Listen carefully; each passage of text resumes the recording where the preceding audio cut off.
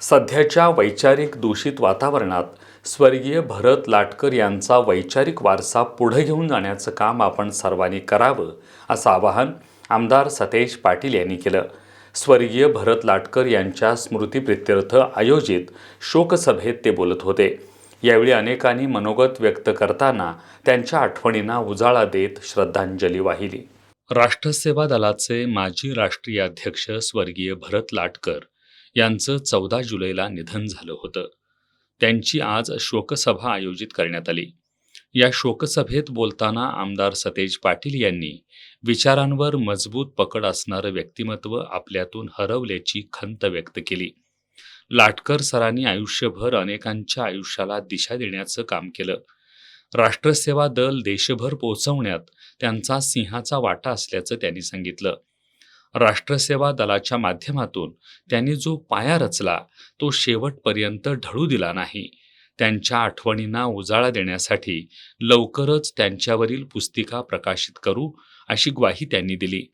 सध्याच्या वैचारिक दूषित वातावरणात स्वर्गीय भरत लाटकर यांचा वैचारिक वारसा पुढे घेऊन जाण्याचं काम सर्वांनी करण्याचं आवाहन त्यांनी केलं. राष्ट्रसेवा दलाचे माजी अध्यक्ष राजा औसक यांनी तळातील कार्यकर्त्यांची काळजी घेणारा नेता, परखड बाणा आणि संघटना पुढे नेणारं नेतृत्व हरवल्याचं सांगितलं. राष्ट्रवादी काँग्रेस शरदचंद्र पवार पक्षाचे जिल्हाध्यक्ष व्ही. पाटील यांनी आपल्या आयुष्याच्या जडणघडणीत लाटकर यांचं मोठं योगदान असल्याचं सांगितलं. कॉम्रेड सतीशचंद्र कांबळे यांनी नेता कसा असावा याचा आदर्श त्यांनी सर्वांसमोर ठेवलाय. सध्याच्या जुलमी सरकारला वठणीवर आणण्यासाठी त्यांचे विचार महत्त्वाचे आहेत, असं त्यांनी सांगितलं. राष्ट्र सेवा दलाचे माजी राष्ट्रीय अध्यक्ष प्रकाशभाई कांबळे यांनी राष्ट्र सेवा दलाच्या आणखीन शाखा कोल्हापूरमध्ये उभारण्याचं आवाहन केलं. प्राचार्य टी.एस. पाटील यांनी राष्ट्र सेवा दल हे स्वतंत्र चळवळीत लढलेली संघटना आहे. आज देशातील परिस्थिती अतिशय वाईट आहे. अशा या दमन शक्तींना विरोध करण्यासाठी राहुल गांधी यांचे हात बळकट करणं हीच त्यांना श्रद्धांजली ठरेल, असं सांगितलं. शिक्षक नेते भरत रसाळे यांनी देशातली प्रतिगामी शक्ती डोकं वर काढत आहे, वेळीच त्याला विरोध केला पाहिजे, असं त्यांनी सांगितलं होतं.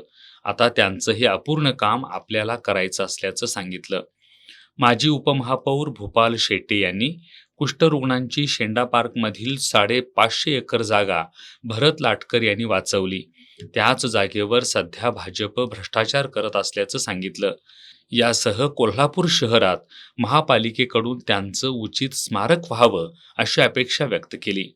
याप्रसंगी राष्ट्रसेवा दलाच्या विश्वस्त झेलमताई परांजपे, विजय देवणे, सुभाष वारे, माजी महापौर R.K. Pawar, colonel Chandrashekhar Ranade, Abhijit Hegshete, doctor Uday Narkar, माजी महापौर स्मिता माने, अशोक भंडारे, रघुनाथ कांबळे, उत्तम पाटील यांनी मनोगत व्यक्त करत त्यांना श्रद्धांजली वाहिली.